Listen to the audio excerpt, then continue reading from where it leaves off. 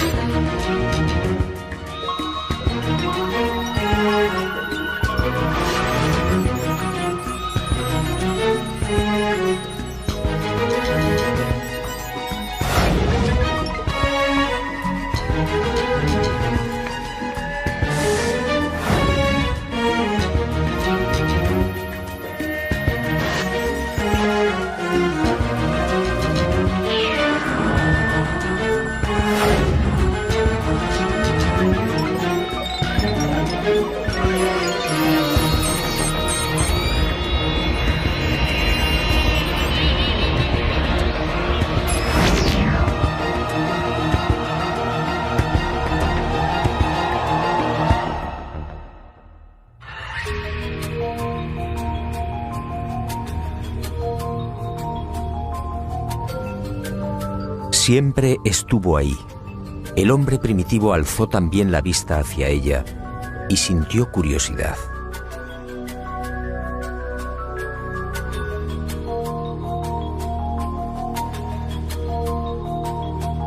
Después llegó el miedo y la luna fue adorada.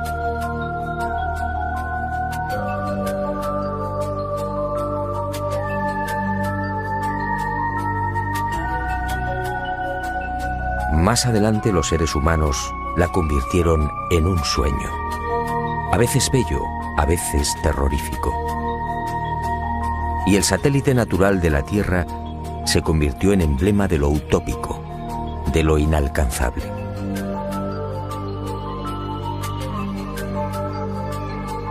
Hasta el siglo XX la Luna fue propiedad de poetas y soñadores. Algunos más audaces llegaron incluso a describirla. En el año 499 a.C., el filósofo griego Anaxágoras enseñaba que la Luna es un astro habitado, con infinidad de valles y montañas. Y otro tanto pensaba Demócrito, el creador de la teoría atómica, nacido también en el siglo V a.C. Pitágoras creía igualmente en una luna viva y habitada. Y su discípulo Filolao iría más allá, asegurando que nuestro satélite natural se hallaba habitado por seres 15 veces más grandes que los humanos. Y acertó al afirmar que el día lunar equivale a 15 días terrestres. Después llegaron los libros. Plutarco, en el siglo I de nuestra era, describe la Luna como una segunda Tierra. Y con los libros, los viajes. Fue hacia el año 160 después de Cristo cuando el griego Luciano de Samosata escribe el primer viaje a la Luna. En su obra Historia verdadera, una tromba de agua arrastra un barco hasta la superficie lunar. Ariosto, en el Orlando Furioso, asegura que la Luna es un gran valle en el que se encuentra todo lo que hemos perdido en la Tierra: riquezas, coronas, honor y esperanza. En 1638 aparece en Inglaterra El hombre en la Luna, otro libro que causa sensación. Su autor, el obispo Francis Godwin, envía a la Luna al aventurero español Domingo González, con la ayuda de una pareja de gansos amaestrados. Fue con Galileo en el siglo XVII, cuando las viejas ideas de los griegos sobre la Luna empiezan a tomar consistencia. Galileo inventa el telescopio y queda asombrado al contemplar los cráteres y las grandes superficies oscuras que son identificadas con mares. En 1647, John Hevelius traza el primer mapa lunar y lo publica en su libro Selenografía, afirmando que la Luna estaba repleta de ciudades.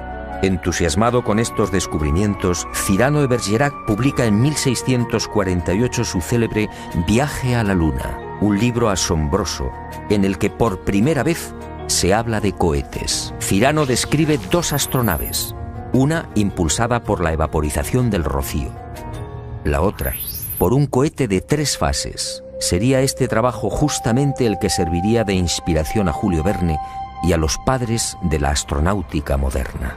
En 1671, Querubín de Orleans publica un segundo mapa lunar. El interés del público es tal que en 1865 se publican 6 libros sobre temas espaciales. El más conocido fue sin duda De la Tierra a la Luna, del genial Verne. Y en 1903, el ruso Tsiolkovsky proporciona las pautas que servirían de modelo a la cohetería del siglo XX.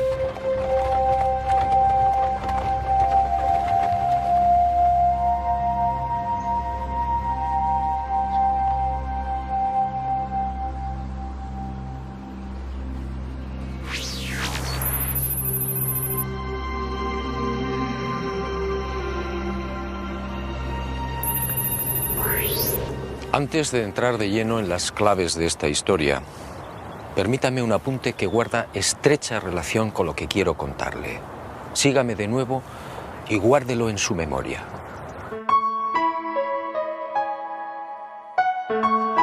Además de esas viejas y románticas ideas sobre la Luna y de la literatura más o menos fantástica sobre los viajes a nuestro enigmático satélite natural, la historia de la humanidad aparece igualmente repleta de otros no menos misteriosos fenómenos registrados en la superficie lunar. En el verano de 1178, al poco de ponerse el sol, un grupo de monjes de la Catedral de Canterbury observó en el filo de la Luna un formidable resplandor acompañado de gigantescas llamaradas. En 1789, el astrónomo Schroeder contempló atónito una enorme zona iluminada en la llamada región de los Alpes lunares. A lo largo de ese año, otros observadores dieron fe de la presencia en la superficie de la Luna de increíbles y desconcertantes luces que se movían entre mares y cráteres. En 1820, el también astrónomo François Arago publicó en los Anales de Química y Física el relato de otra asombrosa observación. Durante un eclipse, toda una formación de luces evolucionó sobre la Luna, manteniendo el orden de vuelo durante los virajes. En 1843, el mencionado astrónomo alemán Johann Schroeder asistió a otro fenómeno para el que tampoco se ha encontrado explicación. Al observar el cráter Linné en el Mar de la Tranquilidad, el científico comprobó algo desconcertante. El citado cráter de unos 7 kilómetros de diámetro cambiaba regularmente de forma. Poco después, para asombro de la comunidad científica, el cráter en cuestión desapareció por completo. ¿Qué había ocurrido? En 1971, Apolo 15 sobrevoló la zona y fotografió Linné. El desconcierto de los astrónomos fue total. El cráter Linné solo tenía 2.700 metros de diámetro y estaba allí. En 1877, el astrónomo inglés Klein fue testigo de otras intensas y rápidas luces que se dirigieron al centro del cráter Platón. Una vez en la caldera, las luces se reunieron formando un triángulo. En 1950, el Dr. Wilkins era testigo de otro suceso aparentemente imposible. En el centro del cráter Aristarchus se encendió de pronto una gran luz, iluminando una amplia región lunar. Grandes llamaradas en la superficie de la Luna, luces en formación.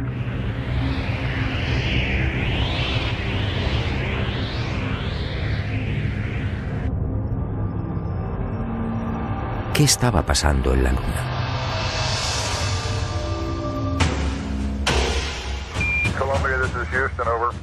Y en julio de 1969, al fin, el ser humano cumplió su viejo y añorado sueño. El Apolo 11 se posaba en el Mar de la Tranquilidad.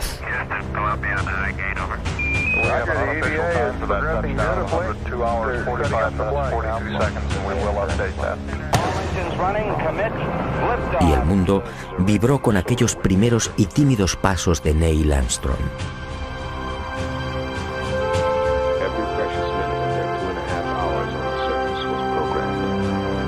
Pero el mundo, una vez más, fue engañado.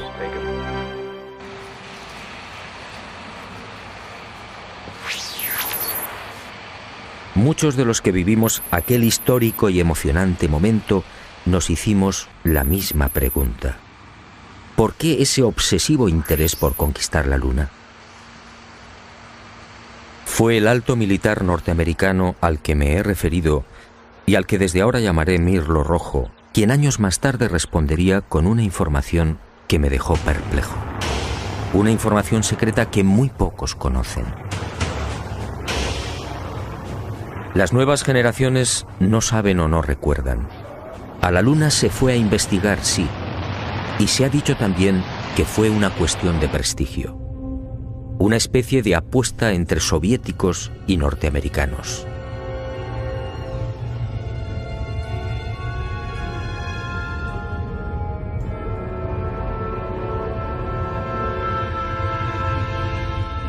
Pero hubo algo más.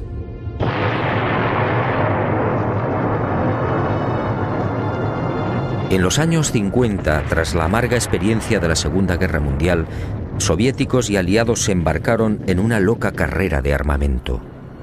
Aquel periodo fue conocido como Guerra Fría. Una peligrosa etapa en la que llegaron a fabricarse 15.000 bombas nucleares y 9.000 misiles intercontinentales. Y de pronto soviéticos y occidentales experimentaron un brusco giro. De la noche a la mañana, sin aparente justificación, la URSS sorprendió al mundo, situando en órbita el primer satélite artificial, el Sputnik. Era el 4 de octubre de 1957. Y armas nucleares y misiles intercontinentales quedaron en segundo plano. ¿Por qué? Y la opinión pública, atónita, asistió a otra sucesión de acontecimientos no menos desconcertante. Estados Unidos se enganchó también a la incipiente carrera espacial, manteniendo en la sombra su obsesión armamentística. Pero los soviéticos mantuvieron la delantera. Mientras los norteamericanos fallaban una y otra vez en los lanzamientos, el 12 de septiembre de 1959, el Lunik 2 ruso conseguía el primer impacto en la Luna. Poco después, el Lunik 3 enviaba las primeras imágenes de la cara oculta.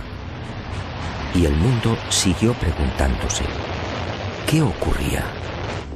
¿Por qué este obsesivo interés por conquistar el espacio y sobre todo la Luna? Pero soviéticos y norteamericanos siguieron guardando silencio sobre sus auténticos intereses. Los humillados norteamericanos recibirían el golpe de gracia el 12 de abril de 1961. Ese día el cosmonauta Yuri Gagarin se convirtió en el primer ser humano que orbitaba la Tierra. Y el mundo, en especial la nación norteamericana, fue sorprendido de nuevo.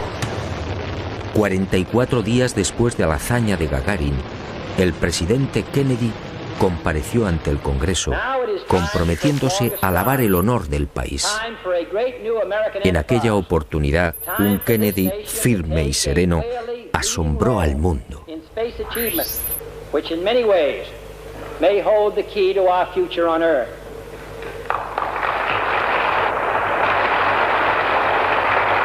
I therefore ask the Congress, above and beyond the increases I have earlier requested for space activities, to provide the funds which are needed to meet the following national goals.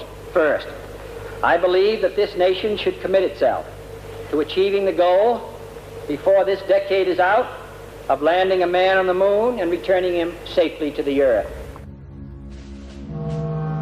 ¿A qué se debían estas extrañas prisas? ¿Qué estaba ocurriendo? Aparentemente las palabras de Kennedy obedecían a la necesidad de recuperar el prestigio y la hegemonía militar. Y era cierto en parte. La verdad era otra. La verdad llegaría años más tarde y de la mano de Mirlo Rojo.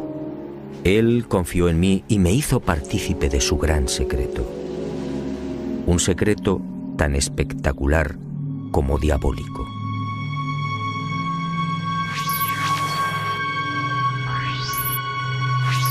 Soviéticos y aliados mintieron a la hora de justificar aquella loca carrera espacial. Todo empezó en la década de los años 40. En esas fechas, las intensas oleadas ovni registradas en el mundo pusieron en máxima alerta a los militares soviéticos y aliados. Para ellos estaba claro: aquellos objetos pertenecían a civilizaciones no humanas, civilizaciones muy avanzadas.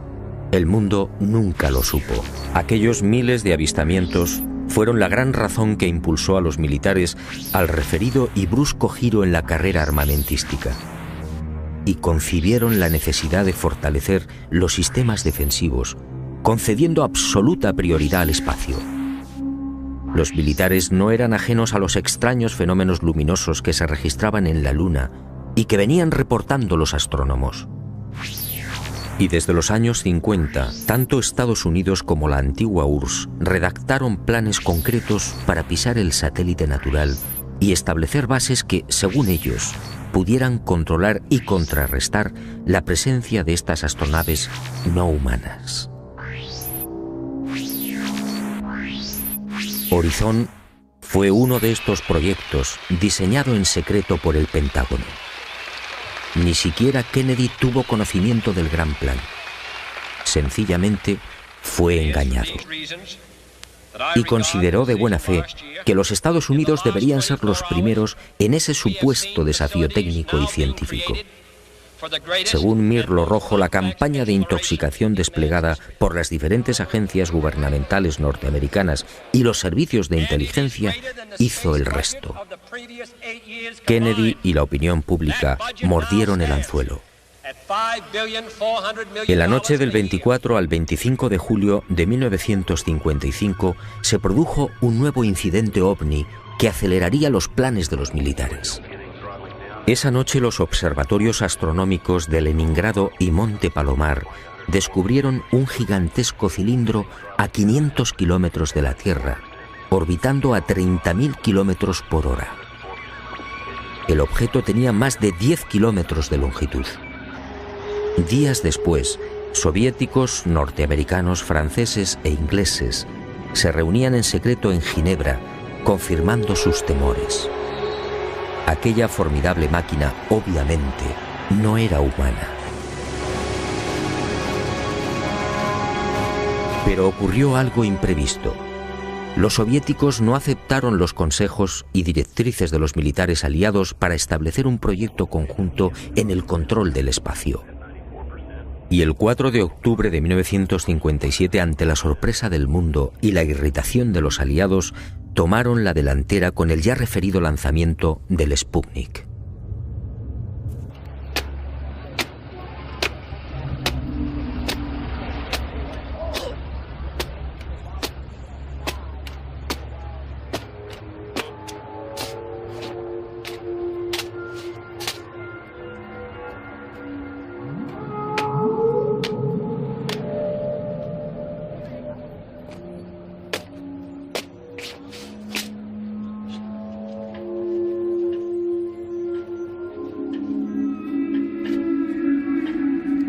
Y durante una década, entre 1957 y 1968, los militares norteamericanos y soviéticos fueron confirmando lo que ya sabían o imaginaban, y mucho más. En ese periodo fueron lanzadas más de 20 sondas automáticas que se estrellaron en la Luna o alunizaron suavemente.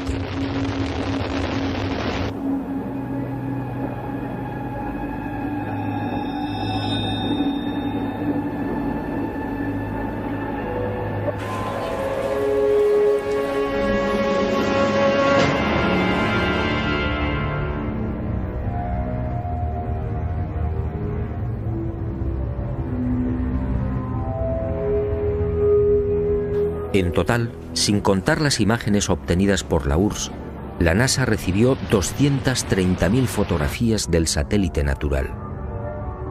La Luna fue fotografiada en su totalidad y a muy diferentes alturas. Pero los militares que controlaban y controlan la Agencia Espacial Norteamericana no dieron a conocer muchas de esas imágenes. ¿Por qué? ¿Qué mostraban?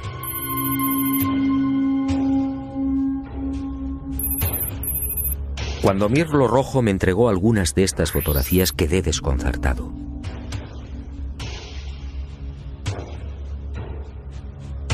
Se trataba de imágenes altamente confidenciales, jamás divulgadas.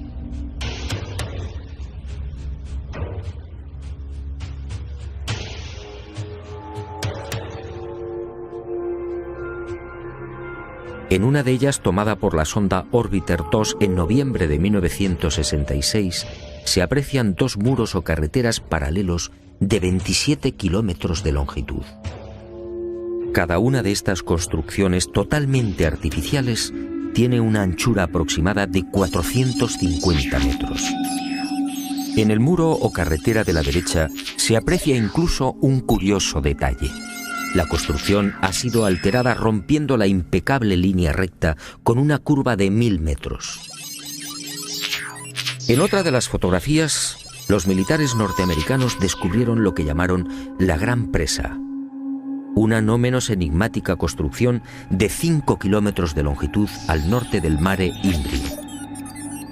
El 19 de noviembre de 1966, la misma Orbiter 2 captaba a 48 kilómetros de altura y sobre el Mar de la Tranquilidad otra extraña formación. En esta ocasión se trataba de enormes pilares o monolitos perfectamente alineados de 3 en fondo. En total, 30 obeliscos de idéntica altura. Aquello obviamente no podía ser una formación natural. En total, según mi confidente, NASA terminó censurando 900 fotografías. Todas ellas pasaron directamente a los archivos del Pentágono. En ellas se distinguen grandes plataformas, posibles ruinas de edificios o ciudades, carreteras y gigantescas cúpulas. Las sospechas de los militares en efecto se cumplieron y prosiguieron con el plan previsto.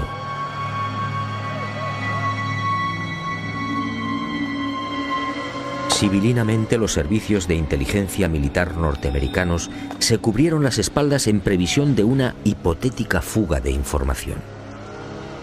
Para ello, utilizando a NASA como pantalla, propiciaron la redacción de un informe que los eximiera moral y jurídicamente de cualquier responsabilidad en caso de ocultamiento.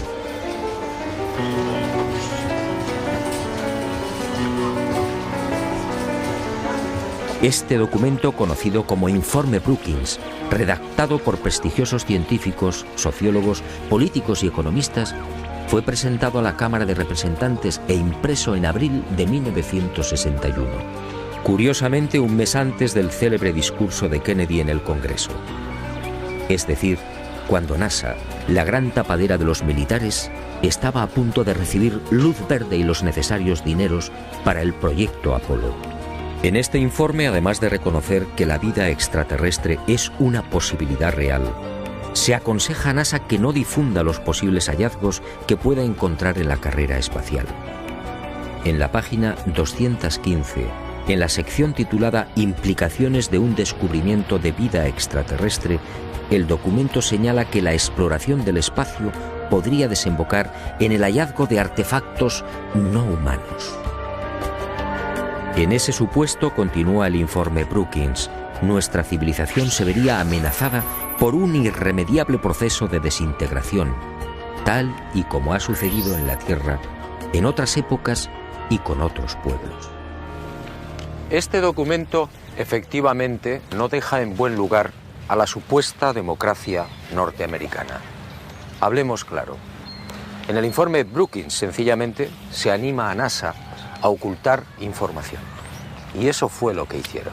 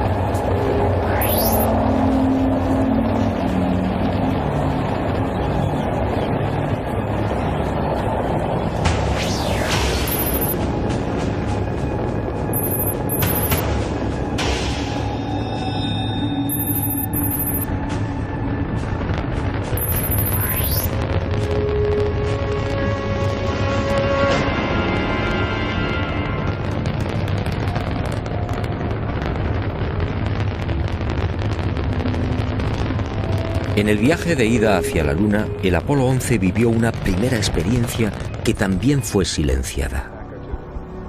Cuando se hallaba a 200.000 kilómetros de la Tierra, un extraño y gigantesco objeto apareció en las proximidades de la nave.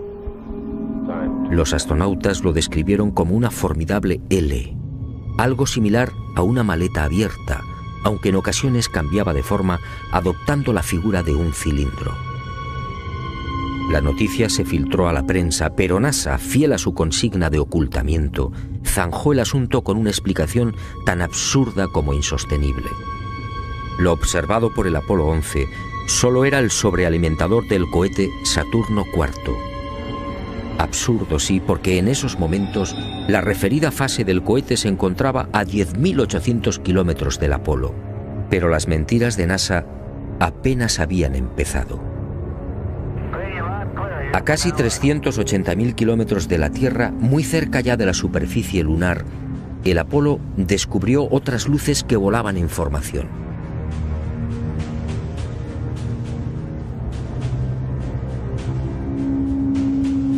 Según Mirlo Rojo, aquellas luces parecían esperar al Apolo 11.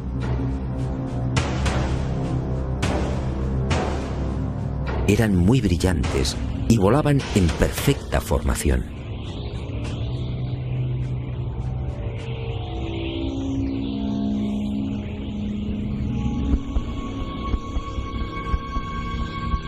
Poco después se alejaron a gran velocidad, desapareciendo hacia la superficie de la Luna. Los astronautas tenían razón. Aquello parecía un recibimiento, pero lo más espectacular estaba por llegar.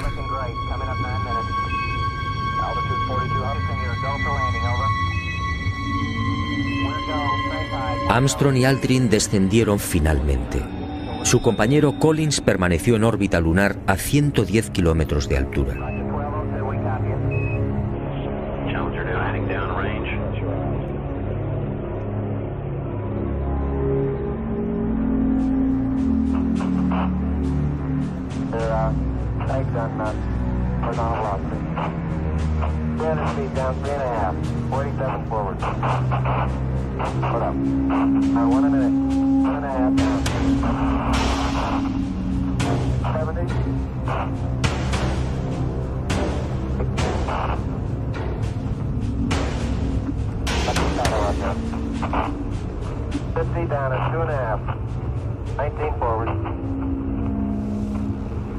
Altitude, velocity, light, 3.5 down, 220 feet. 15 forward. 11 forward, come down nicely, 200 feet. 4.5 down, 5.5 down. 6.5 down, 5.5 down. 9 forward. Good. 620 feet. 100 feet, 3.5 down, 9 forward. 5%. 75. 75 feet. That's looking good, down a half. 6 forward. Challenger now heading down range.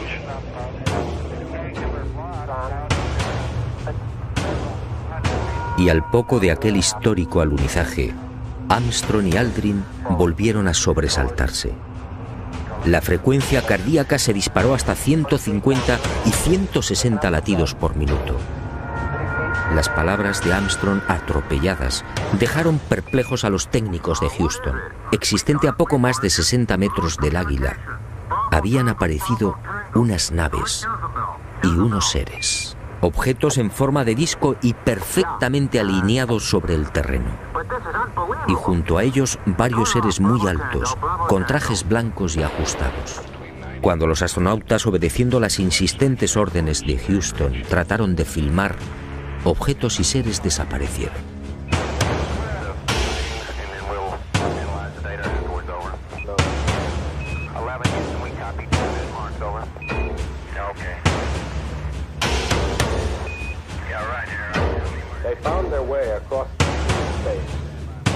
Y llegó el momento culminante, el verdadero objetivo de Apolo 11, la secreta razón que impulsó a los militares a conquistar la Luna.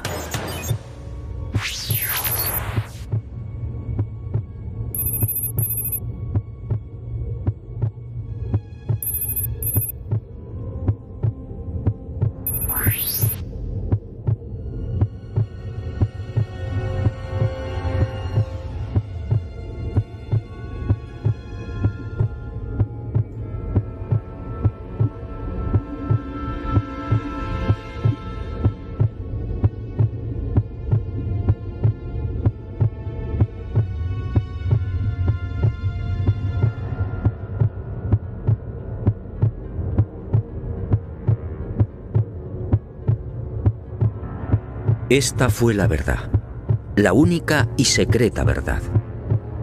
Aquel 21 de julio de 1969, Armstrong y Aldrin se alejaron escasos metros del módulo, filmando esta increíble construcción. Esta película de 14 minutos jamás fue difundida por NASA.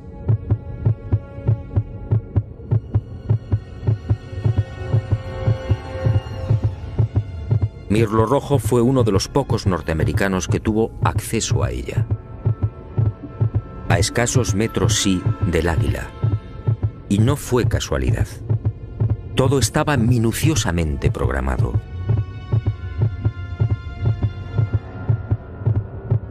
Estas misteriosas ruinas, como otras igualmente filmadas por los restantes Apolos, habían sido fotografiadas con anterioridad por las diferentes sondas automáticas.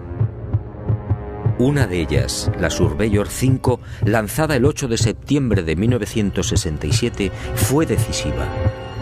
Alunizó en el Mar de la Tranquilidad, muy cerca de esta construcción, enviando 19.000 fotografías.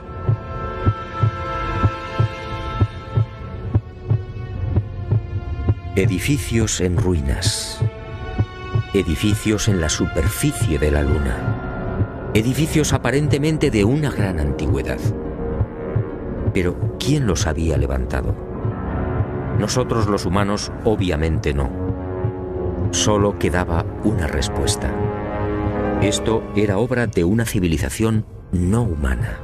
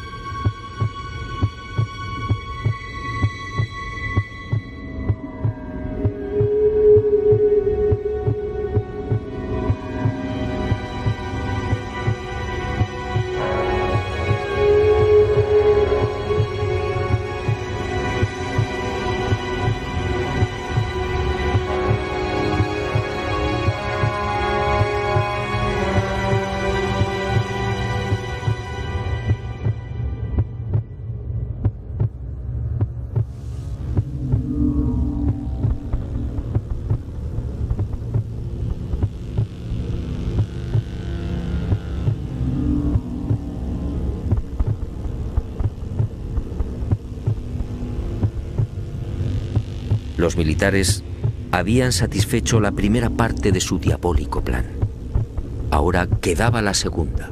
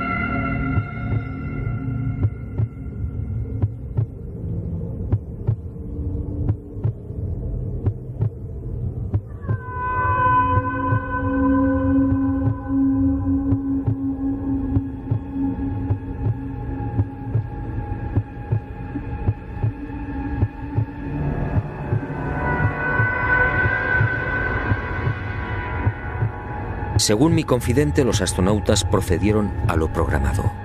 Recogieron muestras de los muros, tomaron medidas y se retiraron.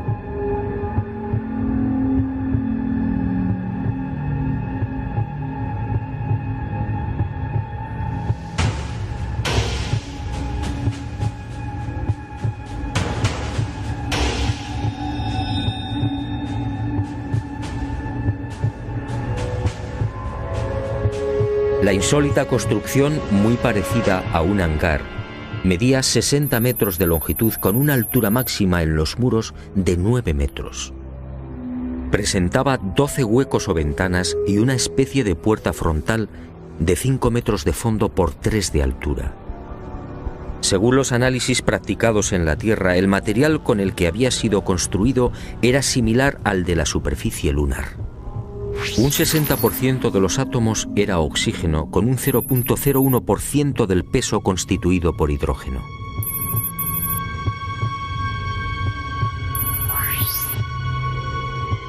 Las paredes se hallaban muy erosionadas. Esta circunstancia, dado que en la Luna no existe prácticamente atmósfera, hizo pensar a los militares que el edificio en cuestión podía tener varios miles de años.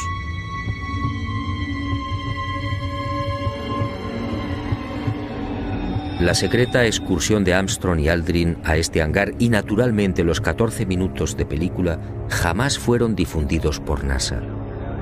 Oficialmente no existen. Pero poco faltó para que la increíble aventura se filtrara a la opinión pública. Todo se debió a un error de NASA que permitió la publicación en aquel 21 de julio de una escueta e incomprensible noticia. En un teletipo que dio la vuelta al mundo se afirmaba textualmente: el corazón del astronauta Neil Armstrong alcanzó las 160 pulsaciones por minuto al finalizar hoy su paseo lunar, mientras se hallaba trabajando en la dura operación del cargamento de muestras de rocas y suelo lunar. El hecho pasó prácticamente desapercibido, pero algunos con toda razón se preguntaron: ¿cómo era posible que Armstrong sufriera semejante aceleración cardíaca en el más que inofensivo y cómodo transporte de rocas lunares? En el delicado descenso del Águila, la frecuencia cardíaca de Armstrong llegó a 156 pulsaciones por minuto. Ahí sí estaba justificada la fuerte alteración del astronauta. En la carga de rocas, en cambio, no tenía sentido. Armstrong, de 39 años de edad, había llevado a cabo 78 misiones de combate en Corea. Había volado más de 200 modelos de aviones y tenía fama por su extraordinaria frialdad y nervios de acero. ¿Por qué iba a experimentar hasta 160 pulsaciones en la recogida de muestras lunares? La absurda noticia divulgada por Charles Berry, médico de los astronautas, no tuvo en cuenta además otro pequeño gran detalle que invalidó la forzada explicación oficial. Durante las 3 horas que duró el paseo lunar, Armstrong y Aldrin recogieron un total de 25 kilos de rocas. Dado que en la superficie de la Luna existe una gravedad 6 veces menor que la de la Tierra, el peso real de las rocas fue de 4 kilos. 4 kilos repartidos entre 2 astronautas y en diferentes momentos de la excursión lunar. La versión de NASA efectivamente no era creíble.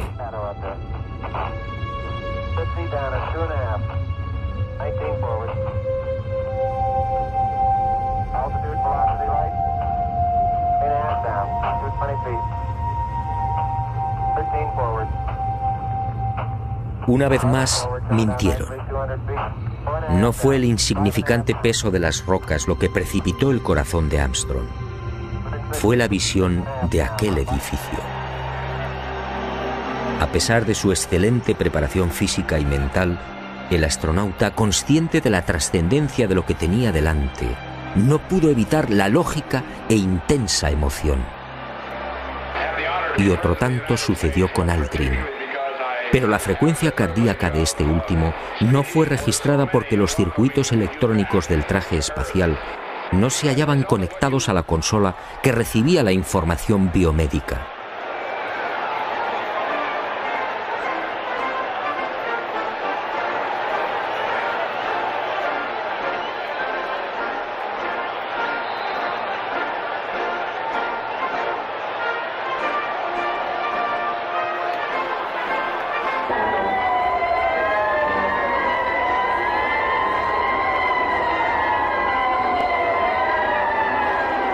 Los hombres del planeta Tierra posaron aquí su pie por primera vez. Julio de 1969. Mirlo Rojo fue contundente. Hasta diciembre de 1972, fecha en la que se interrumpe el proyecto Apolo, otras 5 naves volaron a la Luna.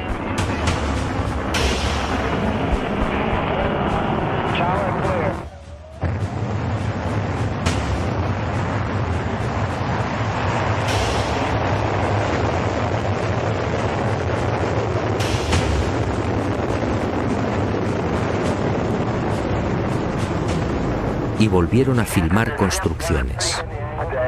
Después, esas edificaciones fueron bombardeadas y destruidas. Y existe la fundada sospecha de que Estados Unidos utilizó armas tácticas nucleares contaminando la Luna.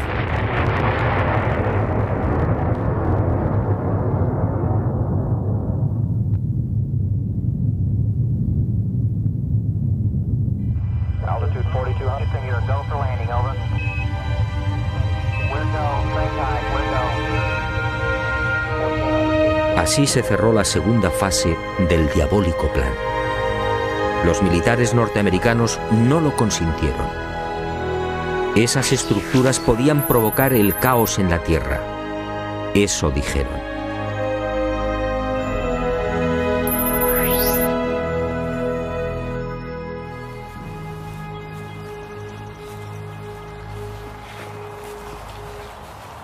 Sí, amigo. En los restantes Apolo sucedieron muchas cosas, cosas extrañas y secretas.